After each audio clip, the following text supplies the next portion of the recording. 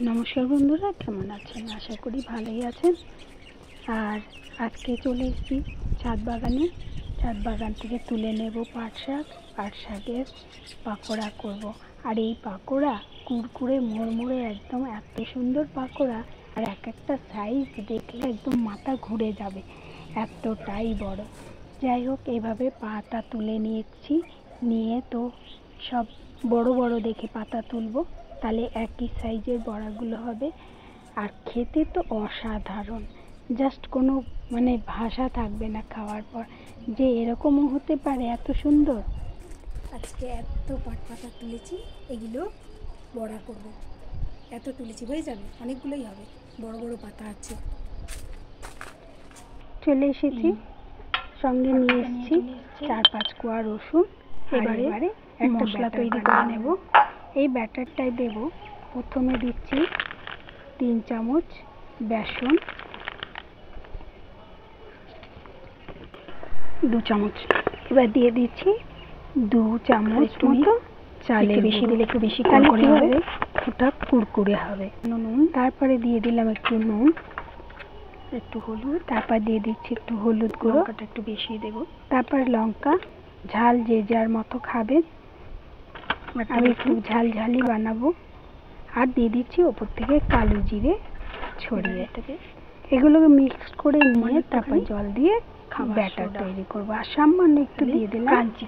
এবারে 4-5 কোয়া রসুনকে গ্রেট করে দেব, খাবার সোডা। আর এদিকে রসুন 5 কোয়া, সেইগুলোকে এবারে গ্রেট করে নিলাম। তারপরে এবারে ব্যাটারটা পাতলা মাখবো না, আবার মোটাও মাখবো না, মিডিয়াম ব্যাটার করব, তাহলে ওটা সুবিধা হবে। পাতলা হলে একেবারে ঝরে যাবে, সেই জন্য যাতে আটকে থাকে পাতার সঙ্গে, সেরকমভাবে ব্যাটারটা বানাতে হবে। ব্যাটারটা তৈরি হয়ে গেছে। এবারে নিয়ে নেব একটা ডিম একটা পাত্রে। ডিমটা ফেটিয়ে নিয়ে একটু সামান্য নুন দিয়ে দেব, দিয়ে ওটাকে মিশিয়ে নিচ্ছি। তারপর প্রত্যেকটা পাতায় এইভাবে ডিমের ব্যাটারটা লাগিয়ে একটা পাতার সঙ্গে আর একটা পাতা, এইভাবে 5টা-6টা পাতা, যতগুলো পাতায় আপনাদের ভালো লাগবে, এইভাবে দিয়ে একসঙ্গে পাতা জড়ো করে নিতে হবে। বেশ একটা লম্বা মোটা পাতা তৈরি হয়ে যাবে।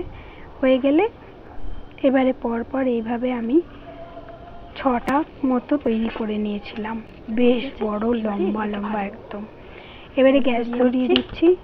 গ্যাস ধরিয়ে তাওয়া বসিয়ে দেবো। তাওয়ার মধ্যে দিয়ে দেবো, তেলটা বেশি করেই দেবো, ফ্রাই প্যান, তাতে দিয়ে দিচ্ছি তেল, সর্ষের তেল। এবারে এটাকে চুবিয়ে, আর বেগুন যেমন বেগুনি বানায় ঠিক সেইভাবে চুবিয়ে, এপিট ওপিট করে চুবিয়ে আস্তে আস্তে ছেড়ে দেওয়া, দিয়ে তারপর ওপর থেকে দিয়ে দেবো সাদা তিল। দেওয়ার পর তারপরে উল্টে দিলাম। উল্টে দিয়ে এবারে কড়কড়ে যেই হয়ে যাবে, ভাজা লাল লাল হয়ে গেলেই তুলে নিতে হবে। এইভাবে আমি সবগুলোই ভেজে নিলাম। বন্ধুরা, একবার অন্তত বানিয়ে খেয়ে দেখবেন। আর আপনারা যারা আমার চ্যানেলে এসছেন এই ভিডিও দেখতে, তাদেরকে বলবো, অনুরোধ করব যে সাবস্ক্রাইব করার জন্য। পাশে থাকা বেল আইকনটি প্রেস করে দেবেন। আর পছন্দ হলে লাইক কমেন্ট শেয়ার কিন্তু অবশ্যই করবেন। আর দেখুন কত কুরকুরে করছে, একবার অন্তত খেয়ে দেখুন, কথা দিচ্ছি ভালো লাগবে।